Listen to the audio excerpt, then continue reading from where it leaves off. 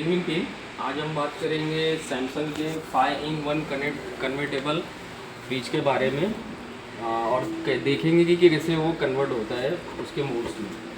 अभी ये कैसा है, ये जो फ्रिज है अभी ये नॉर्मल मोड के ऊपर है। इसमें क्या होता है, आपका जो ऊपर का फ्रीजर है वो भी ऑन होता है, नीचे का फ्रिज जो है वो भी ऑन होता है। आपने को क्या करना है कन्वर्ट करने के लिए, ये जो आप देख रहे हो वाईफाई का जो सिंबल है इसके ऊपर लॉन्ग प्रेस करके रखना है 3 सेकंड के लिए।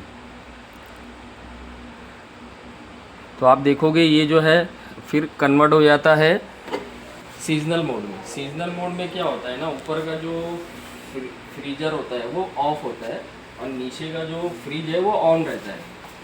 सेम वापस उसका जो थर्ड मोड है वो होता है वेकेशन मोड। वेकेशन मोड को अगर ऑन करना है तो उसके लिए भी सेम प्रोसेस है। आपको ये प्रेस का जो बटन है उसको 3 सेकंड के लिए होल्ड करना है।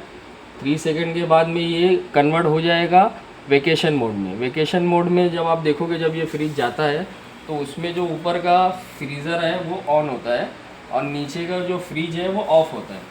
ठीक है, अब उसके बाद उसका जो फोर्थ मोड आता है वो है extra fridge mode. Extra fridge mode में क्या करना है, सेम वही चीज़ करना है, बटन को प्रेस करके रखना है 3 सेकंड के लिए। 3 सेकंड के बाद में ये फिर कन्वर्ट हो जाएगा आपका एक्स्ट्रा फ्रिज मोड में, जिसमें क्या होता है ऊपर का जो फ्रिज होता है वो ऑन होता है और नीचे का जो फ्रिज है वो भी ऑन होता है, ऊपर का जो फ्रीजर है वो भी ऑन होता है। ठीक है, ये हो गया उसका चौथा मोड। लास्ट मोड उसका होता है home alone mode. Home alone mode के लिए भी सेम वही प्रोसेस करना है, आपको 3 सेकंड के लिए प्रेस करके रखना है।